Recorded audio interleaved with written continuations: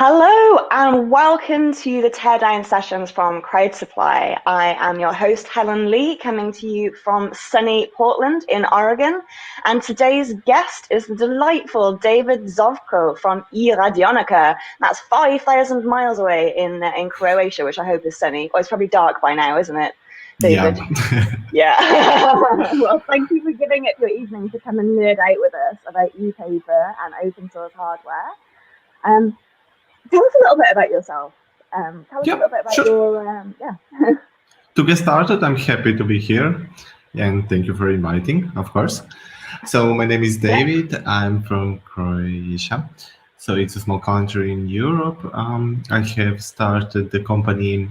It's actually e-Radionica, but it's very hard to pronounce in English. So I have started the company to help the Croatian community get some hands on the maker's hardware and electronics, because it was very hard to get your hands on anything, especially Arduino. So I have made my first board named Croduino, like Croatian Arduino, to make it more accessible in Croatian. So one thing led to another, and here we are today, a small company with 7 people doing open source hardware for a living. Wow, so you started off by making Arduino clones because you couldn't get them in your country? Yeah. Or not easily? Wow, I didn't know that. That's so interesting. Yeah, it's an interesting story. I was a student, or I was in secondary school still. So I had a project I had to finish by tomorrow, and I got my last Arduino burnt, of course. So I had to travel 100 or so miles to get the new board. And I have noticed you had to physically go there. Yeah. You had to physically go 100 miles. Yeah, and I have found it on a Craigslist equivalent here. So it was not available to purchase in some kind of store or anything. Yeah. So it was really tricky. So I thought it's really stupid to be that way. Arduino is very cool thing. So let's try to do something about it. That kind of surprises me, though, because Italy's, isn't that, excuse me, my geography, isn't it the other side of the water from you? Like Italy is like right here, and then Croatia's like right here. All right, just okay. Like that. Trade between countries is so complex. So you started off by making your own. I was going to ask you actually what your first microcontroller was. What did you start out doing? Like, did you study this at college? I'm guessing then the electronic engineering, or like was it computer science? Yeah. Very precise. But like back in time before that, what started you out with the world of microcontrollers? Was it just college, or did you use one before then? No, it was much earlier. So it was like a hobby, probably like every engineer from the time he was a kid. He played with some motors, tried to make something himself, or herself, of course. So it started much earlier, and in primary school we got introduced to some robotics, and of course it was very interesting to me. Did you say in primary school you got introduced to robotics? Yeah. Wow. And that was what way? like 10 or more years ago. Wow. No, but well, in what way did they introduce you to robotics in primary school? So primary school for our American viewers is basically like not kindergarten, the one after that. You know, like when you I don't know about the American schooling system, to be perfectly honest, but it's young. Let's say at 12 years old, something like that. So it was like a robotics platform that you can program visually, and when you master visual programming, so you got interest in typing and you learn the programming logic. So it was very, very good for that age. Yeah, I actually really like, do you know what? I love teaching. When I'm teaching coding, I often start off with a day on block code, because it's really easy to teach the fundamentals of the code without having to worry about messing up the syntax. So you can teach like straight away. You can go like, okay, let's learn about logic, let's learn about loops, let's learn about all these things. And then when you start going into text-based coding, you've got the knowledge of all the different blocks of code that you can utilize in your own work. I think it's a great way to start people off teaching. Yeah, I think it's great. I still, to be honest with you, David, I still use block code occasionally from time to time today. Just, like I find it quite amusing sometimes if I've got like a really quick project that I've got and I am like on a microcontroller, like a microbit, which is huge in Croatia, right? Microbit is huge in Croatia. Exactly. So I find like if I'm using a microbit, sometimes I'll just do block code and not bother text. Like it's easy and quick, and you can code something in about like a minute. I understand you. Sometimes it's just easier. Yeah, for sure. Yeah, so it seems like to me, I mean, I've only ever been to Croatia like once or twice in my life, just as a tourist, right? I've never been as a hacker. But it seems to me like there's absolutely loads of hardware coming out of Croatia, loads of hackers as well. So so tell me a little bit about so Radiona is a hackerspace in Croatia, and e-Radionica is your company. Are they related or do they just sound similar? No, we are just hackerspace friends. You just sound similar. You're just friends. Yeah. Okay. Yeah. I know that there just seems to be quite a lot of people in that part of the world making hardware, and like the microbit's huge in Croatia. There was this huge Kickstarter campaign, wasn't there? And they made Croatian. In fact, I'm the face of microbit teacher training in Croatia. There was a gig I did for the British Council. I forgot about that. It's me on the microbit teacher training, and they're like pointing at the electronics. It's so funny. Okay, no, when you say like that, it's also surprised me that Croatia is present in so many areas of the hardware. Okay, it's very cool. Yeah, considering the size of the country. Yeah, I know. There's been huge uptake. So yeah, it's really interesting to hear about. Do you think would you say that there's quite a sizable hacker community in Croatia? Well, are there lots of people that you can talk with? I wish there were more, to be honest. There are really some great communities like Radiona and others who do extraordinary projects which are unique to the world. But I wish there were more. But it's probably going to happen. As you said, the microbit is very present. So every sixth grader gets one for a whole year and gets education for it. So I think it will bring some changes. I think so too. It's a lovely little device, the microbit. Have you used one? Yeah. They're quite cute. And they're practically indestructible. I'm a fan. They're my favorite rudimentary microcontroller, I must say. All right, so let's talk about things that you're making. So you started off by making your very own Arduino clone because you couldn't get Arduinos in your country. And I'm guessing, like, how did you go about that? Did you just download the files and print them off, or did you make changes, or like what was your process for going about your first board? How did you get stuck in? Because I think a lot of people talk about like how they make things now, but I think it's also interesting for people starting out to learn how established engineers got started. Yeah, it's a very different then and now. Okay, totally. So I have very little knowledge about designing hardware or anything hardware related, actually. I was more into programming and that part of embedded hardware. So I took Arduino design and tried to customize it a bit, make it a different form factor, maybe add some features. So of course it was a failure. So I ordered 200 boards very naively. Oh no! You ordered 200 boards without testing. Yeah. David. Well, first lesson learned. Damn straight. Always test. Don't just download things from GitHub and expect them to work. You should definitely test them first. That's so funny. And so, what do you do now? Like, what's your process now? Now you're like a proper grown-up engineer. What's your workflow? Like, what do you use? Now we have grown into a more business planning kind of stuff. So we now have actual steps when developing a new product. So we are sure that everything that's designed step by step is checked with at least 2 persons and also properly tested, from a prototype before anything goes into the actual production. I actually have a huge Kanban board here, so I can show you a bit later how we are doing. I love to see how other people make their work. I've been promised a tour around your workshop as well, which is coming up. So I'm very excited about that.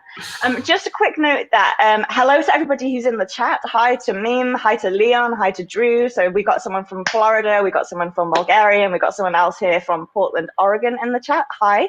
I would like to just point out, if anybody is in the chat, anyone who's joining us, please fire any questions. We would absolutely love to hear your feedback. Just chat with us and ask any questions at any point, and we'll bring them up on the screen, and we'll pose your questions, your burning questions to David. All right, so should we take a look at some of the technology? We got to say hello from Swim. Hello, Swim. Nice to see you. Oh, we got this. Hello, Swim. And we've also got Leon, the delightful Leon from Bulgaria. Have you met Leon, David? No, but I have seen that Leon is rocking with the projects on Crowdsupply. Yeah. He's delightful. You should, it's not too far away. Hang on, Bulgaria is north and not too far away.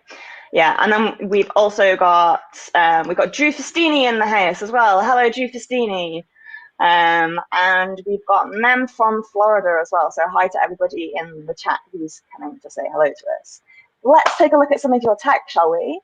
I'm going to bring in one second. I'll bring in my desk, and you can bring in your phone. Let me just change the layout. We're going to add you to the stream, and we're going to add you to the stream. Look at that. Look at all this technology. So this is me. Here we are. So I've got on my workbench, I've got 2 Inkplate 6s, which I'm very excited to have a play with later. Talk me through this. What have I got in my hand here, David? What am I holding? So you're holding the simple to use e-paper display. So it has been made for makers to make board hardware and software for the e-paper as simple as it gets. Yeah. So, and then how do you control it? So you have a ESP32 microcontroller on the back, which you can program from the Arduino IDE using the super simple, that's right, using the super simple Arduino library. There's also a MicroPython model, and we have developed support for ISP IDF. Yeah, there's MicroPython as well. It's getting very popular recently. Yeah. That's super cool. I've been seeing lots and lots and lots of ESP32 devices coming through my inbox recently. I've actually been playing quite a bit. I've not done too much with the ESP32, but I did have a play with Adafruit. Have got a new board that uses the ESP32 S2, so it's no Bluetooth, but it's got Wi-Fi on it, and that's quite a fun little board. Yeah. And what have you got on your desk? What's that we're looking at here? What one is that? Is that is that a 10 or is that the 6 Plus? Yeah, it's just a 6 running Game of Life. Yes. But also have some other tidbits here. So this is just can you see my camera? I can see your phone camera, the one with the Game of Life. Oh, it seems to have. Is it you pushing something in front of it? Yeah, it looks like it's stuck. I'm going to show it here. Maybe it's stuck. Yeah. This is nice. Inkplate 6 in enclosure. Just give it. Is that 3D printed? Looks. Sorry? Is that a 3D printed enclosure? Yeah, exactly. Nice. So nice. It's very cool filament because it has like a silver glitter in it, so layers cannot be seen as easy. Oh, I see. That's really cool. So that's not got any finishing on it at all. It's just printed and it's just took out of the printer. I assumed that you'd finished it. It actually looks quite finished. I like the I like that glitter. You'll have to where's that? You have to drop the link. Where's that filament from? Is it a Prusa filament? That is from the production room.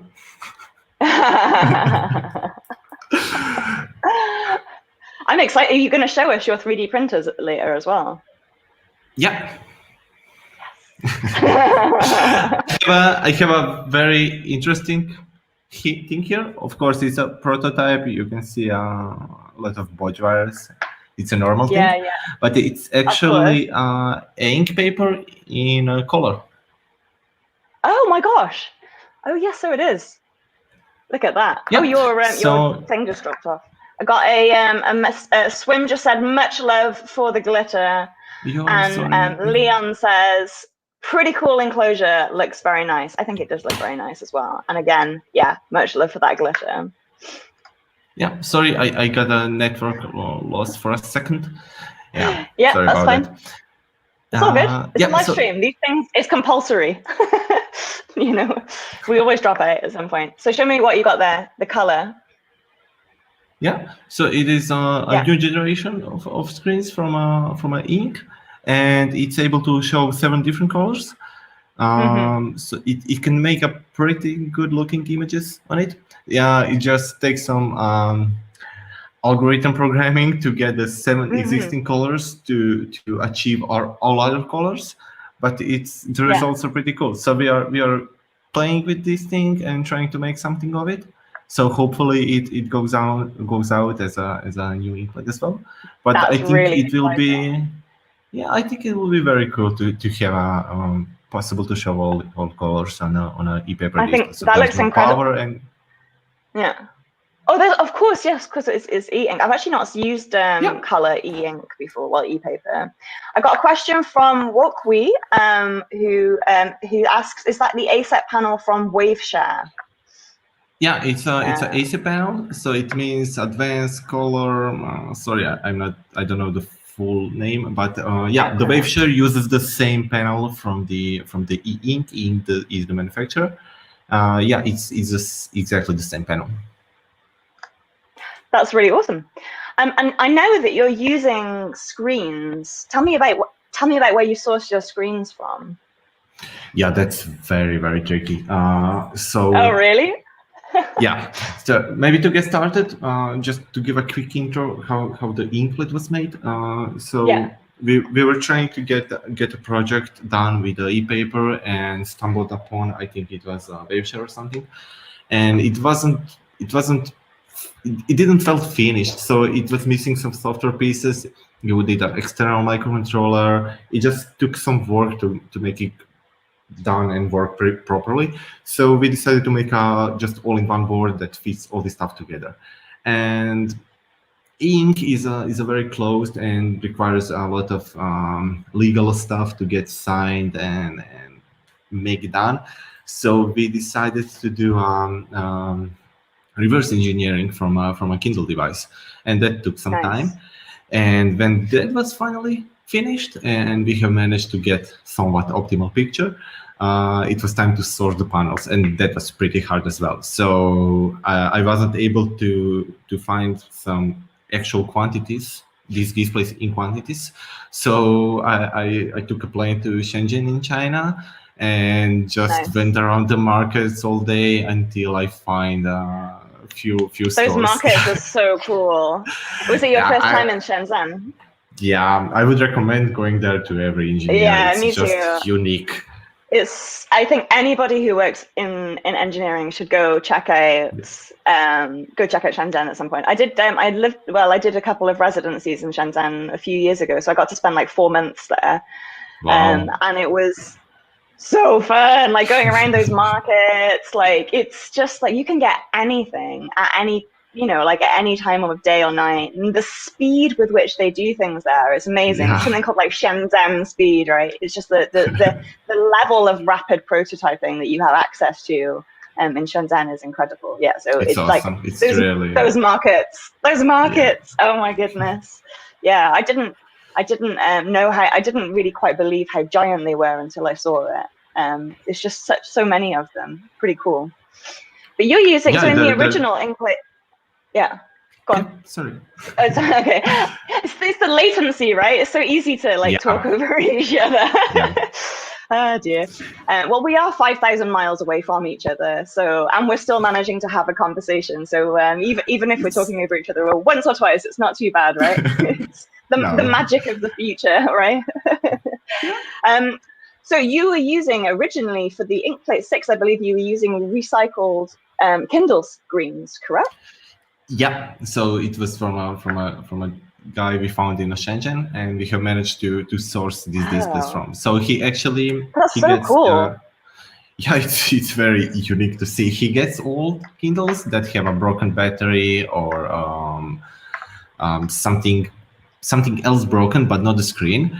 And they actually disassemble the Kindle, clean the display, and test it, and then resell it. So it's wow. I don't That's know how amazing, does that.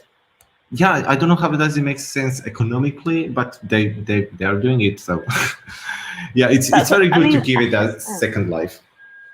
I agree. Yeah. I mean, just think otherwise that would have just gone in the bin, it's like e-waste, like really bad. So you're basically taking something and making a product out of something that would have been a landfill otherwise. So you can feel very good about yourself for that, right?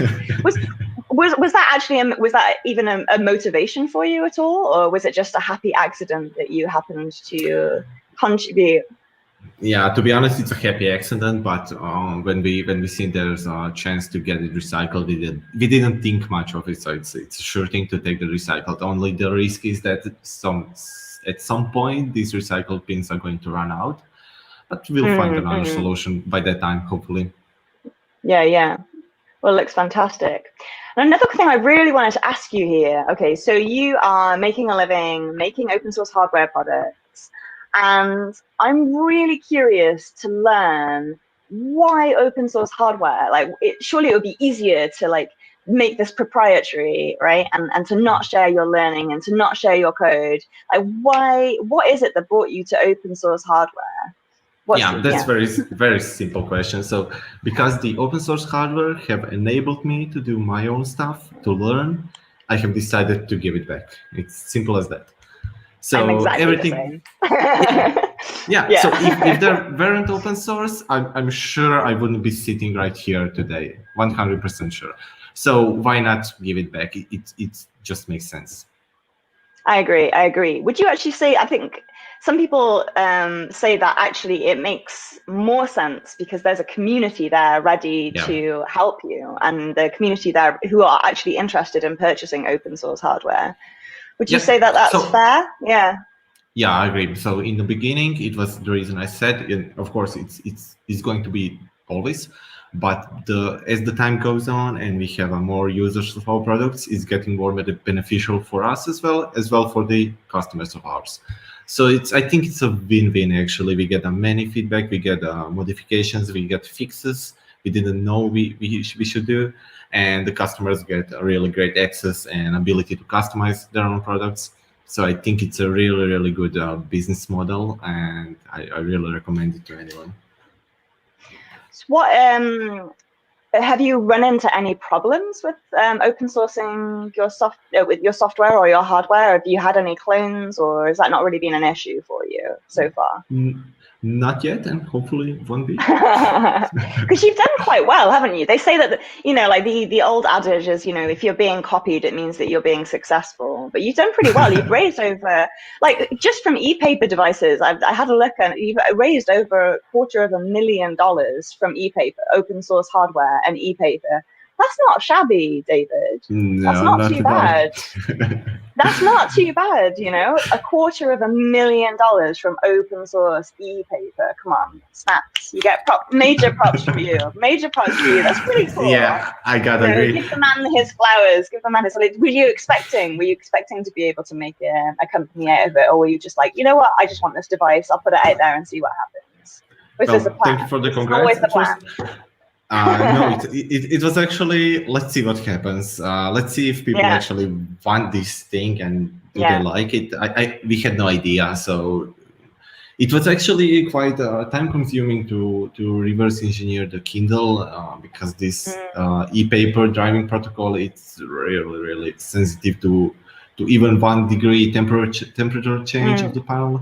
Not to mention anything else. So it was quite time-consuming, and we actually risked, let's say, we were a company of 3 people, so we risked pretty much of our time into it, or better say, invested. But it got paid out, as you said. So we weren't sure it's going to work. That's fantastic. It's a lovely story. It's so nice to hear people who are managing to make like a decent living from open source hardware and giving back to the community as well as being able to pay your rent, right? You're living the dream. So I'm desperate to see your factory. Okay, let's do it. Do you think we can try and connect your phone again and go for a little walk? I would love to see your 3D printers and your assembly line, and I think other people will as well. Yes, let's try to do it. Yeah, we'll just try and connect there.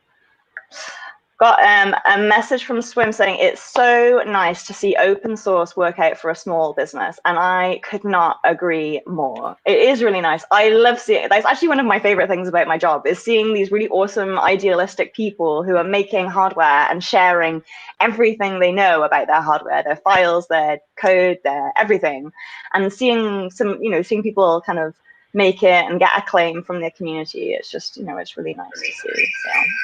So, ooh, hang on a second. Sorry. That's fine. Just we've got your phone. That's exciting. Let me just change this around. Here we go. I am actually can you change it so it's landscape? Yes. Perfect. Yeah. You know what? I'm gonna spotlight your phone. So we can, here we are. Look at that. Oh, nice desk. Show us around. Okay, sorry for the shaky camera and everything else. So it's all good. Right now we are, nice workstation, man. Really nice setup. Thank you. So we are right now in the we call it office, but it's more of a hardware development place. So we have classic workstations, computers around. So here's the Canva native promise. So we are actually in the middle of the process of rebranding all of our products. So each of these papers is a product actually, and we have different stages for the products right here. Wow. Yeah. Wow. So there's also another Kanban board. Everything is about organization. So here I have for me, it's very cool thing that everything we do, we actually do it ourselves. So we do a lot of things in-house. For example, this right here is a kind of a gang programming board, which we are using to program our learn to solver kits. So we make these kind of kits for kids to learn some solving, and they end up with a cool-looking game they can attach to the keys or something. So these are STM8 microcontrollers, pretty cheap ones, and doing a good job.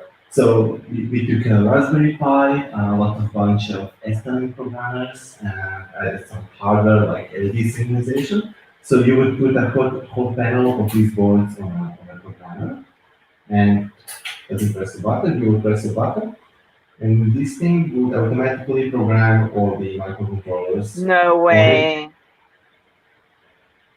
Wow. Yeah. Did you build this? Yeah. So. Wow. I want one. That's Do you need to program 20 microcontrollers at a time?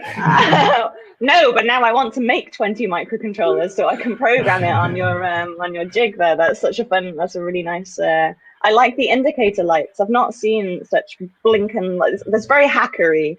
That's a blinking light programmer if I've ever seen one. Swim just said, sweet, with loads of E's, and I absolutely could not agree more again. He wants to buy it too. Maybe that's the next crowd supply campaign. It's like... Yeah, I mean, this is a bit of show-off, but I thought it would be very cool to see what we can do in-house as well. It's very cool, man. It's very cool. I like it. I like the blinking lights indicators. And this is another machine that we made to make our production easier. It's not powered right now, but it's actually the automatic resistor counter. So you will take for the same purpose for the solder kit, you will take the resistors, and there's a stepper motor driving this belt, so it will just take it in. Wow.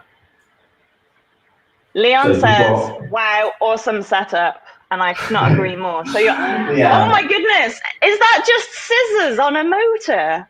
Yeah. I've ever seen. That's so it goes through the little roller and then it automatically cuts it with. Wow, I love it. Yeah, we like to play, obviously. So you got a stepper, so you can control it nicely. And the scissors. Oh, this is so cool. This is so cool. They will cut off the amount you use. No way. This is such a good idea. Leon says he loves it. Dan Delaney says, oh my gosh, that resistor machine is amazing. And Swim says, WTF, I won't say that. I love this. I love this. I also love this. This is I've never seen, it's like some kind of wild invention. I think it's just an absolutely delightful. We have Swim says, hire me. You just want to go in and play Swim. You don't want to do any work, Swim. You want to go in and play with the resistor cutter machine, which is now the star. Yeah, I did it. We can have a whole live stream just an hour and a half, literally just looking at the resistor cutting machine. I think like everybody. I promise we're going to publish it as open source when it's fully finished. Oh my goodness! I need to see an in detail Hackaday post on on this. You should like hackaday.io. I would love this to be written up. I would adore it. I want to kind of make mine. I've got a comment from Alec Lotze. Sorry if I destroyed your last name there. We've got check out Stephen Hawke's work on PNP feeders as well. I'm not familiar with that word. I'll have to take a look at Stephen Hawke's work on pick and place feeders. DIY, yes, so fun. Yeah, exactly. It's DIY machines. It's just fantastic. All right, what else? What other treats have you got to show us? Aside, I mean, I don't think anything can top your DIY resistor cutter. Like, I think we've peaked. I think we should just go home. Like, that's so fantastic. Okay, this part is going to be more boring in that case, but let me try. So this is just a warehouse. We have a bunch of Inkplates ready to get tested here. Yeah. So it's just panels and some other boards. And now you've going got quite into big space. Yeah, it is big. Yeah. we have just recently got updated. So right this is legit. Yeah, exactly. So right now we are in the production room. So this is actually where these all products going to happen. So this is where they're getting assembled. It's a bit older line, maybe compared to others, but it's working very well, and you're able to do pretty nice. That's so cool. So maybe let me walk you through if you've never seen one. So this is more or less the classic setup for the PCB assembly. First, we got a stencil printing machine, which is actually a machine which will put solder paste on your board. So you got a solder stencil, like this one. It's a pretty big one, but it has cut holes on it. So you would put it in the machine, and it has a camera. If you can see in the back in green box. I can see. So so it takes the board and conveyor belt, checks the position, checks the stencil, pretty much aligns it perfectly, and with some paste on it. Then it's an automatic machine, so you would just feed it empty boards, and it would put paste, and give the machine further to the picking place machine. I think the picking place is the most exciting one. So at this point, your board has got the solder paste stenciled onto it, and then it goes into the second part of the machine, which is where this is the pick and place, right? Exactly. Yeah. So these machines are connected to the conveyor belt right here inside. So the pick and place machine will take the components on the classic tape and reel packaging. Yeah. It goes into these things called feeders, so they actually feed components like Very cool. And, there's a pick and place head. This one has a 8 nozzles. which picks up the parts from the board, from the feeders, and places them exactly in the box. There's also a looking camera which checks that each big component. Put it exactly on the box. Fantastic. So, unfortunately, I cannot show it working right now. That's fine. Yeah, so there you got a conveyor belt, which I think is some inspection needed. And the last, very cool. The biggest machine is actually the repo, which is solar. So usually it's like this, there's a many heating zones, so you can achieve the perfect solar curve. Solar-based. Your sound is cutting out a little bit, David. I can't hear you very well in that area. I think you're out of range. I think you might be out of range of your computer with your microphone. There we are. That's better. Yeah, sorry about that. No, it's okay. It's so cool. Hang on, wait. I've got a lovely. Oh my goodness. Here we are. So I've got a nice comment from Swim saying, from reversing the e-ink control to going directly to Shenzhen to that production line, there's so much hacker spirit going on here. I love it. I agree. And I got a question from Drew. Drew says, is that a fleet of Prusa that we see down there at the other end? I see a lot of Prusas there. I'm not sure if my microphone's going to work. Well, you can just show us. We don't need to hear you. we can just look at it. Wow. Oh, wow. There's quite a lot of them. There's all the different ones. Then we've got the mini as well up there. Quite a few. There's quite a lot of them. Nice little fleet of Prusas. Very cool. Yeah. There's quite a lot of them. Yeah, we can't hear you down that end. You have to go back to say words to us. I'm just hearing some slight mumbling. There we are. Yeah, exactly right. Yeah. Okay. Yeah, so we decided to go on a 3D printing, so we can customize quite quickly anything we need, especially for the Inkplate, and we decided to do it on our own because it's you got everything in your control. So as the comment said, that we like to do everything on our own and everything hacker and maker related, we like to do it ourselves. Yeah. So that was a very simple decision. Yeah, for sure. It's satisfying and it's fun. You know, we get into this line of work because we like inventing things and we like making things.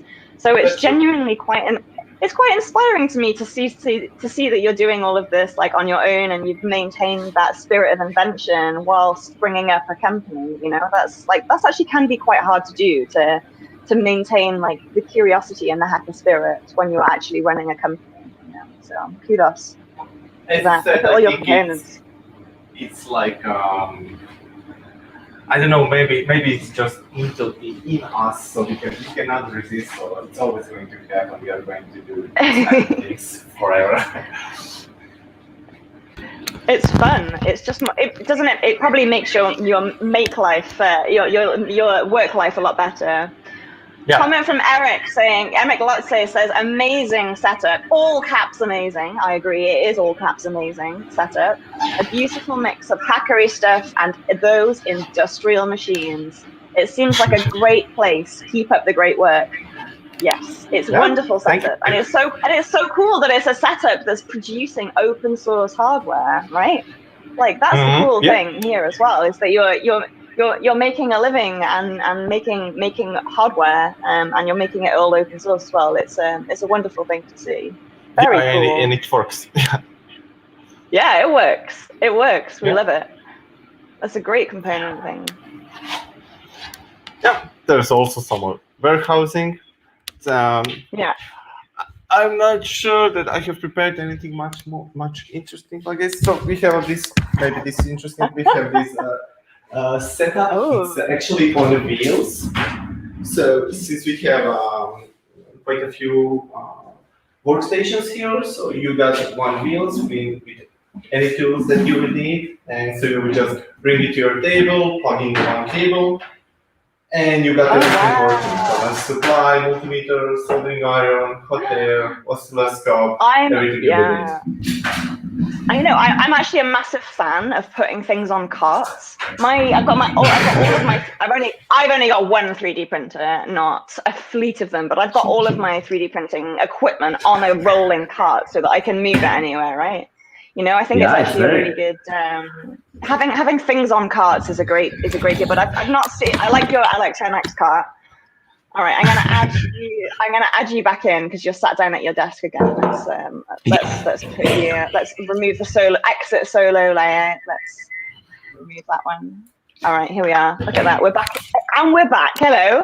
Did you miss miss our faces? Here we are. Let me just put the thing on again. Oh no, cancel. What have I done? Here we are. So you know what our names are again. Thank you. That was wonderful. You've got such a big space and you've got so many incredible machines. I mean, I don't think anyone's going to show me a hacked machine anytime in the next while that's going to make me quite so excited as your automated resistor cutter. It's quite inspiring to me. I'm like, oh wow, I've got to start making my own machines. So it's just a really fantastic setup. Cool. I'm glad you like it, and everyone else, of course. Dan Delaney asks, is this entirely your space or a shared space? How long have you been building it out? And great workshop. Agreed. Yeah, so it is actually our own. It's 200 square meters. I'm not sure to convert it into US values. Sorry, no idea. I don't know the units of measurement here yet either. Yeah. So we have been building it out for 3 years now. So what's in a hacker spirit, it's that most of the things down here, it's also DIY. So the desks, actually the whole room you have seen at the back, it's actually a storage hall, which we have built walls around and everything. So it's just like natural to us to do any kind of customizations ourselves. And same goes for the resistor cutter machine, of course, because when we have a problem, we try to build a solution around it. So it's also fun for us, and we also tend to learn a lot about it because, for example, we had almost no mechanical knowledge before, and by doing those projects, by designing the Inkplate housings, doing this kind of stuff like a resistor cutter, you would also learn how to use the mechanics properly. So it's a cool process for everyone, and it builds know-how in a company. Then you can build another kind of products later. So I think it's very cool that here everything all the time something new happens. So there's always some kind of a new challenge that we decided to tackle. So I think it's for a maker and hardware-oriented person, it's a very, very cool place to be around, something like a hackerspace or something like that. Yeah. I was going to ask you actually, are there any hackerspaces that you know of apart from Radionica? They're up in Zagreb, I think, aren't they, Radionica? But are there any? Did you end up going to a hackerspace ever when you were? I mean, you've got your own space now, but what did you do for space before you managed, before 2 years ago when you got yourself your own amazing workshop? Yeah, so before the company was in a smaller place, but even before that, there's a hackerspace in Osijek, which is not so active right now, but before it was. So I went from time to time there and also met some good people and also learned a lot actually.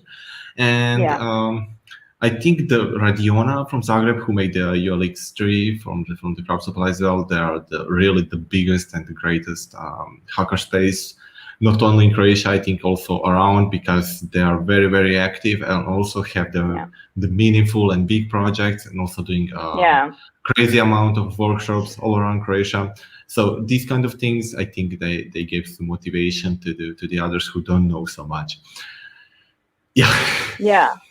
Yeah, no, I didn't go to college, David. I learned all of my technical skills through hackerspaces in London and Berlin, and from Clemson and so on as well. But like I find like the hackerspace movement in a country is just so important to bringing other people into hacking and making and like getting their toes wet in engineering and actually being able to experiment in a space where you can learn from other people.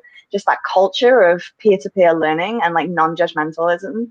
That's not a word, Helen, but you know what I mean.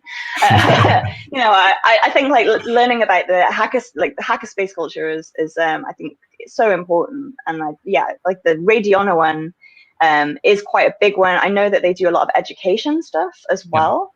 And they do like big events as well, don't they? I mean, do you go? I mean, obviously there's a pandemic, that. But do you, as a company, go to, or as a person, as an individual hacker, are there events that you go to that you would recommend in your region, or do you travel for events? Do you go to CCC, like Congress? Sorry, too? Do you go to Congress, the German one in Leipzig every Christmas? No, I'm taking that space as a no then. Yeah. But I think the maker fairs are really great place to visit. So there's actually there were plenty before the pandemic in the whole Europe. There's actually one in Croatia as well, and we always go to the 3 or 4 yearly. Try to visit as much as possible. There was also one in Osijek, small city where we are located a few years back. But I think the Maker Faire in general is very cool because you meet people just like you who are just doing this and their free time and they make something cool and you have made something cool. You can easily make friends and you can also see very interesting stuff that you will usually just see online somewhere. So I usually get surprised that there are so many people doing so many interesting stuff around me and I have had no idea. So I think it's... Yeah, I agree. I always find going to events is just so inspiring in terms of like my own work. You're just like, oh, I'd never thought of using that component in that way. Or like you can, like trade gossip about, whatever microcontrollers are like messing with your head at the moment. Like, stay away from this. It's a disaster, I also really like the opportunity for collaborations that you get at hacker events, like just hacking on some stuff and learning from other people from their skill set. It's like, I miss it, to be honest. So there's one that I think you'd really like to go to. You should have on your radar. It's the German one that you were like, what? So there's in Germany there's loads and loads of hackerspaces, and like I live in Portland now, but I just came from Berlin, and there's a big culture of hackerspaces and hacking events in Germany. And they have this one every year between Christmas and New Year's, and it's called Congress. And it's been going for like 36 years, like a really long time. And it's like 30,000 hackers take over a conference center, and they like build their own like weird futuristic clubs. And there's like, like fun, there's people like driving sofas around that they've motorized. Like everybody's covered in LEDs. And it's very engineering-y, very hackery. So you should definitely have that one on your Chaos Communication Congress. Exactly. Yeah, it says CCC. Okay. Chaos. But it's very hard. I'm always there. I'm always at there's a guy called Mitch Altman he's a hacker, and he runs the Hardware Hacking Village. So I'm always like hanging out there, like doing workshops at the Hardware Hacking Village, and people are swapping. That's the first time I used it. FPGA was at Congress. The first, like all these. So it's just people like swapping microcontrollers that they've made, and like, it's like you've got like a pocket full of like electronics, and like people distribute them like candy, and then you're like, okay, cool, let's sit down and hack on some stuff. So, I have to come. Okay, I'm going to look that up. You've got to go. Okay, I'm not sure if it's happening this year, but I'm definitely 100% going to go in, what's next year, 2022? I've lost all concept of time. I don't know about you. Like, time does not exist anymore, neither do dates. 2022. Well, I'm going to hold you to it. I'll be very offended if you don't come to Congress. Okay, meet you there. In 2022. Yeah. It's really fun. It is really fun. Here we are. So here, Swim says, come to Congress, and then it is the perfect hacker utopia. It is, I'm on a mission to persuade everybody that they definitely need to go. It's so fun and so nerdy. Like, it's just paradise. I love it. Alvaro. Hello, Alvaro. Nice to see you. He says, I hope I can get to build a brewing hackerspace here in Costa Rica next year with distillation column and all. That's super interesting. Actually, Alvaro, there's some, I did actually speak to someone the other day about who was creating some kind of DIY open source brewing device. So maybe there's something interesting that's going to happen on Crowd Supply in the next while. Let's see what happens. I love brewing. I love a bit of brewing. It's very DIY as well. It's like DIY science, right? But you get alcohol at the end of it. You look like a man who's done that. Have you brewed a beer before? No, but it's a big wish of mine to get it started. It is fun. Yeah, I went through a phase when I lived in London. I went through it. Yeah, I've brewed loads of things. I've brewed all sorts of weird things. I've made like lilac wine and like nettle cider and like ginger beers and stuff. Yeah, anyway, like I've made all sorts of weird stuff. It's just a phase I went through. I just brewed everything I could think of brewing for a while, and most of it tasted horrible, but it was fun. Yeah, it's really fun. So it's night. It's approaching 10 o'clock for you now, isn't it, David? Bless you. Thank you so much for being here and hanging out with us. I'm having like a wonderful time. So talk me through. So let me talk about your products for a minute. We've got Inkplate 6, which was your first one. Well, it's not your first Inkplate, I should say. You did Inkplate 6, and then you did Inkplate 10, which is larger. So it's functionally the same, right, but just a larger screen. And then you've got the Inkplate 6 Plus, which is currently crowdfunding on Crowd Supply. Yeah. What's the plus? Why the plus? What's going on? Yeah, so we have added the touch screen and a front lighting as kind of an experiment to see if that actually people want to use on an ink display, which is not so interactive usually. So this is again us playing with the hardware, but it's very cool since you can make kind of interactive usage of the e-ink, and you can still show the info you need. So this is a tic-tac-toe in my paper. It's just a gimmick, but it's again it's just playing with it. But yeah, so it's with the lighting. My glasses on. I'll try to put it a bit closer. So it's with computer plays first. Oh. He's going to be the X, and let's play. So he would put it somewhere. I'm just playing with the computer. Yep. That's really responsive. It's pretty good working, and it has a partial updating, so the whole screen doesn't have to flash each time like it does right now. So you can make all kinds of stuff. We want to make a chess on it and a chess engine. I think that would be pretty cool as well.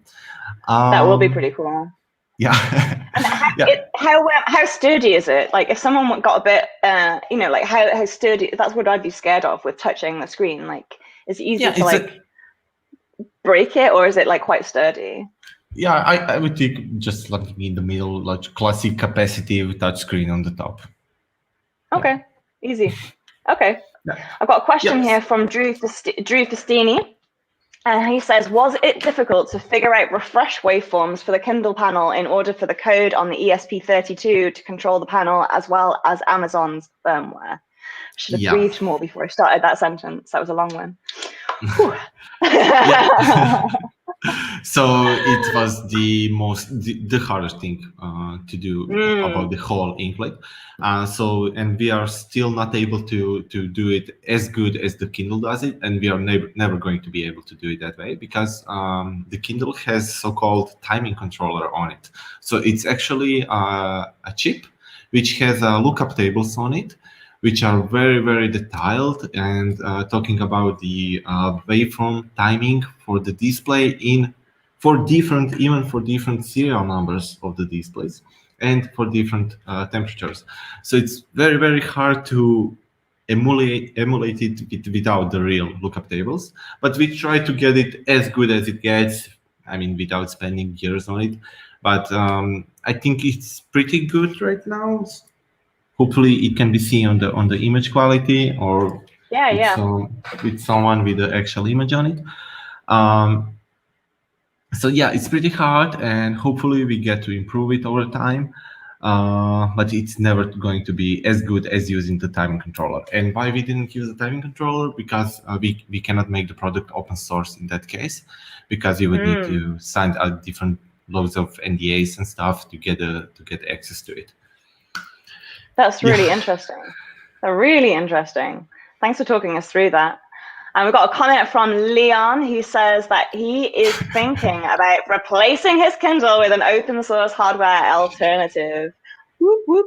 That's maybe you should pop the screen off like the sellers in Shenzhen and make your own. Did you actually? In Shenzhen, I did actually see like a whole bunch of people just sitting around in the foot of the markets, repurposing electronic devices. Did you see that? There people like just sat on the streets stripping phones for components and metal. It's so interesting. We have also ended up in some kind of a underground part of that market. There's people sitting on the floor on small plastic chairs and just tearing the motherboards from some kind of phones, and the other guy was desoldering some BGAs. It's wow, kind of surreal to see people are doing that. It is. It was actually quite nice though, because like I do think like it's pretty wasteful, the amount of electronic goods that we get rid of, and just they just go into landfill, and they actually can be repurposed, a lot of the things. I mean, well, actually, nowadays you could pop all those chips off and sell them for a lot of money, right? With the silicon shortage. I paid like, what did I pay? I paid like $10 for 2 chips that were designed in the 1970s last week. I was like, what? So yeah, this like repurposing of components is pretty topical as well. So I've got another question from Dan Delaney, who says, discovering e-ink LUTs seems like a feat of reverse engineering. I wouldn't even know where to start. What does that process look like? And is it sometimes destructive to the display? Great question, Dan. I was going to ask you to explain a little bit what reverse engineering is, right? What do you mean when you say reverse engineering? Because it's a term that you hear a lot, but it'd be nice to hear what your process is for reverse engineering a project like this. Okay, sure. So luckily for us, there was some write-ups about the waveforms online. So it helped us a bit to know how to get started. But the actual process went by opening the actual Kindle ebook reader, which was super old generation. I think we bought it on eBay for like $20 or something because it had the panel we wanted to. Connecting some wires on it and just running on a logic level converter and seeing how the waveform looks like and trying to re-implement that on your board with some help of the online content. I think the webpage was Spirit something that had a very useful intro on ebook e-paper waveforms, and that really helped us to get started. It helped us skip many steps that we would need to do on our own. And is it destructive to display? Let me show you. So here are 2 boxes of displays that cannot be used anymore. So yeah, you got to be careful with these ones, and they tend to get damaged pretty easily. So that's what happened. So it's actually just we kill a driver, for example, for 1 row, and so you can see the white line, and it's not usable anymore. So, or you would kill, I'm not sure what's even damage here, but you get a lot of horizontal lines. Yeah. It's like anti-aliasing. And how did you damage that? Like, so in what? So these dead the lines, like how did you mess that one up? I'm not even sure anymore. When you're doing this kind of stuff, you just experiment and try everything, and most of the time it's not correct, and things like it happen. But yeah, Dan's got a follow-up comment for that, saying you should make a wall of fame showing off all the kills displays. That actually would be that's true. cool. That's a good idea. Yeah, a wall of shame.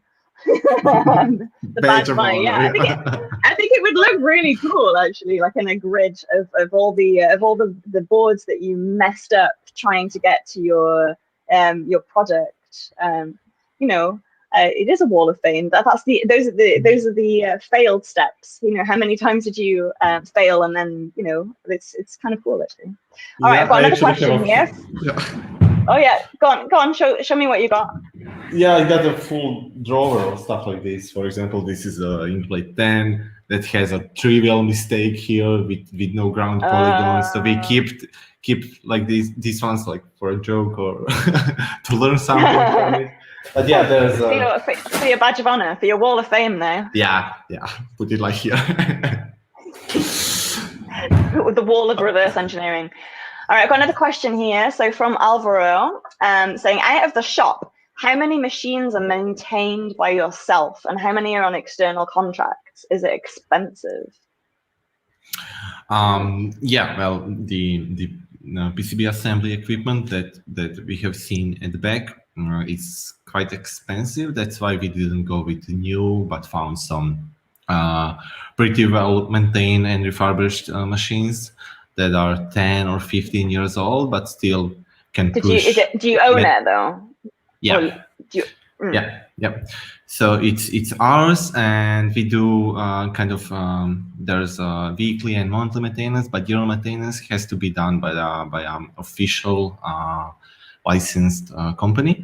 And well, comparing to the cost of machine, it's not so expensive, and also the value that machines bring us, it's also considerably low. So I think it's not so expensive to maintain those machines. It's much more expensive to actually purchase them in the first place.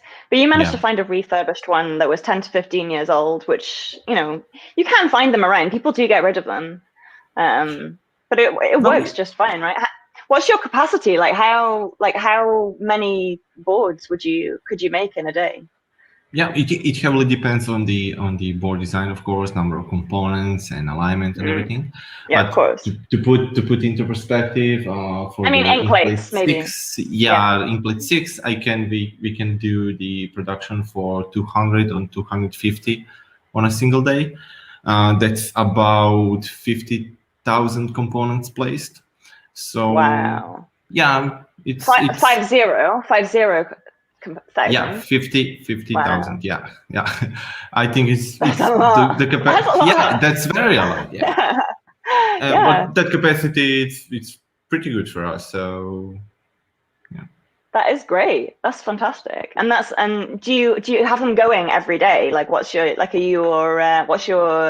usage rate of your machines? Do you use them most weeks, most days? Like, what's well,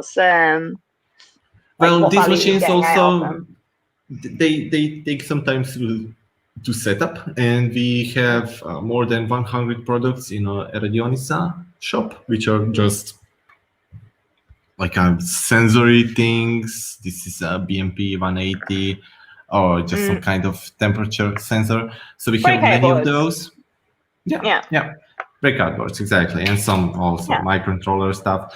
And the machines take some time to set up. Yeah, hang on a second. I'm gonna put the link up for you. Yeah, carry on. Go on. Yeah. So actually, the machines do not work all the time, but there we go. But so I've got the link just to the Radionica, e-Radionica.com. That is your web shop where people in your local area in Croatia can buy breakout boards, can buy microcontrollers, etc., etc. And then if you have a look at the scrolling ticker banner at the bottom, that's crowdsupply.com/e-Radionica, and that is your store for the things that you have sold on CrowdSupply. So that's all the Inkplates and your current campaign, which is live now for the Inkplate 6, which is the front lighted e-ink display. But yeah, all right. carry on. So the machines are mostly worked on most days and most weeks, but they are not operating all the time. There are also some other solutions that can be made so you can work the machines, prepare them for a new board when the old one is working, but it's some extra expensive software and stuff. So we didn't go into it just at this moment. It's pretty good, and I think it's pretty well used. So it's That's not awesome. some, yeah. So I've got another question here, going back to the waveform controller. Swim is asking if that's a separate IC, like an external microcontroller to the main processor of the Kindle, or is it a general purpose microcontroller? Yeah, talk us through the parts on your board, like what your choices as well. Yeah, okay. So in general, talking about Kindle or some other e-paper product that is, let's say, properly driven, it needs a part called timing controller. So it is the waveform controller, basically. So it can be purchased as a separate chip, or it can be purchased as already embedded in some kind of SoC or some kind of controller intended for embedded Linux, like NXP make those. And those NXP SoCs are also in Kindles and I think all ebook readers. So if you want to do it the proper way, you need this timing controller. Also, this timing controller is just made by 2 or 3 companies. I'm not sure, Epson, TVI, the Taiwan company, and NXP. Yeah, just 3 companies are licensed to produce this kind of chips, and that's why there's so much legal stuff binding to it. And on the Inkplate, it's just emulated. Everything is emulated in a ESP32. And if you were go to the GitHub Arduino library, for example, for Inkplate, and you dig into the sources, you will find all this low-level stuff there, and you will find the exact ways that we are doing it actually, and in the exact ways it works. Very cool, very cool. And why did you choose the ESP32? Because we thought that Wi-Fi is absolutely mandatory, and looking at the price ratio comparing to what you get, the ESP is absolutely the best buy right now. What is that? What you would use? Yeah, Swim says interesting. Thank you very much for the detailed answer. You're welcome. Yeah, good question as well. And do feel free, if anybody's in the chat, please feel free to send us your questions either here or on Twitter as well. I've got my Twitter feed open as well. If you put your comments in the chat on the side of this, I will see them and I can bring them up and spotlight them. So we would welcome any questions for that. So when you're making things, do you actually make stuff yourself as well? Do you do this as a hobby at all, or do you like hang up your hardware hat and you go home and you do gardening at home? You know, you're like, do you make your own projects still, or is it work? Yeah, it is. When times allows it, let's say that, because the business aspect of the work it's kind of getting too much. Yeah, getting too much of the time, but I'm trying to get it balanced as much as possible. So yeah, there are always some projects, and all these projects that are around here, I try to take part as much as possible and to do on some part of development. And there's also some new products that I get into. So I think every day I'm into some kind of hardware stuff and developing stuff.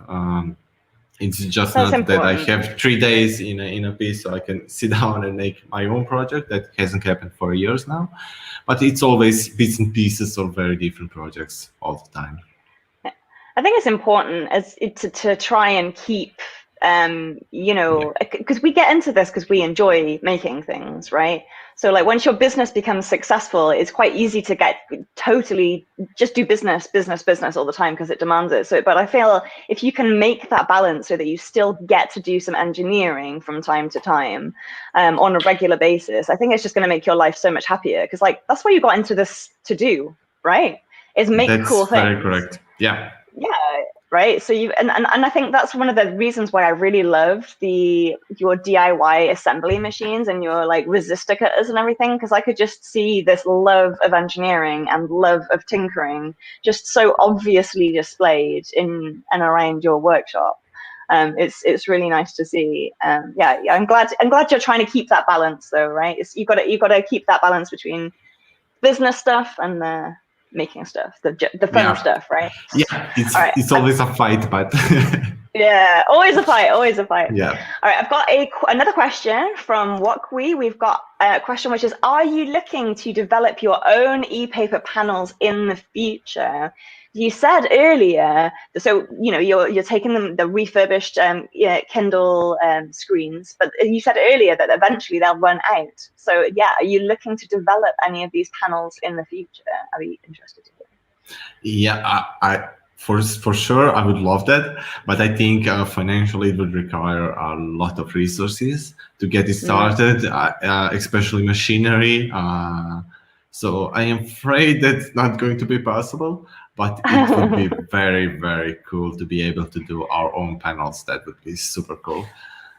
Yeah, maybe you could work with somebody else. I guess like you can go and get some made for you, I suppose, couldn't you? In a factory, right? Have you words, Helen?